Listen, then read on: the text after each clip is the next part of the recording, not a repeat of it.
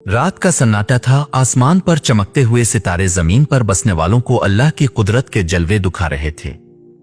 हवा में एक अजीब सी खामोशी थी, जैसे कायनात किसी अनोखे राज से पर्दा उठाने वाली हो। हजरत सलमान फारिस एक जगह तशरीफ फरमा थे। उनकी आंखों में एक खास नूर था। वो अल्लाह की इबादत में मशगूल थे।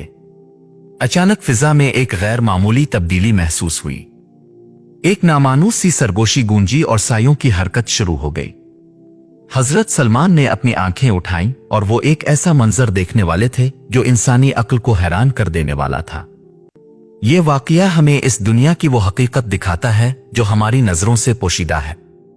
आइए इस ईमान अफरोज दास्तान को तफसील से सुनते हैं। हजरत सलमान फारिस नबी अकरम के उन जलील अलकद सहाबा में से थे जिन्हें अल्लाह ने खास इल्म, हिकमत और दानाई अता फरमाई थी। वो हक के मुतलाशी थे और अपनी सच्चाई की तलाश में ईरान से अरब तक का सफर किया। जब वो मदीना पहुंचे और नबी करीम की सोहबत में आए तो ईमान ले आए और हमेशा के लिए इस्लाम के खादिम बन गए। एक दिन हजरत सलमान फारिस एक वीरान इलाके से गुजर रहे थे। रात का वक्त था और हर तरफ सन्नाटा छाया हुआ था। अचानक एक अजीब और गरीब आवाज सुनाई दी। ये कोई आम आवाज न थी, बल्कि किसी गैर मरी मखलूक की सरगोशी मालूम होती थी। हजरत सलमान ठहर गए और गौर से सुनने लगे। ए अल्लाह के नेक बंदे, हमारे करीब आओ। ये एक भारी लेकिन पुरस्कार आवाज थी। हजरत सलमान ने अल्लाह का नाम लिया और बहादुरी से आगे बढ़े।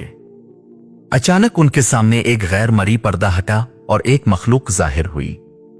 वो जिन्नात के सरदार थे जो हजरत सलमान से मिलने आए थे।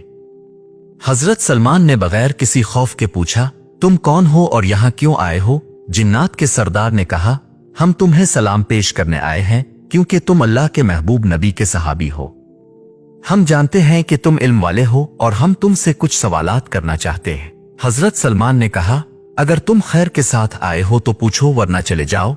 जिन्नात के सरदार ने सर झुकाया और कहा, हम तुमसे जानना चाहते हैं कि इंसानों पर अल्लाह की रहमत क्यों ज्यादा है, हालांकि हम ज्यादा ताकतवर हैं। हजरत सलमान ने मुस्कुरा कर फरमाया, ये ताकत का मामला नहीं बल्कि इताअत और ईमान का मामला है। अल्लाह के नजदीक वही सबसे ज्यादा मुअज़्ज़ज़ है जो सबसे ज्यादा परहेजगार है। तुम ताकतवर हो, लेकिन क्या तुम अल्लाह की इताअत करते हो? ये सुनकर जिन्नात खामोश हो गए।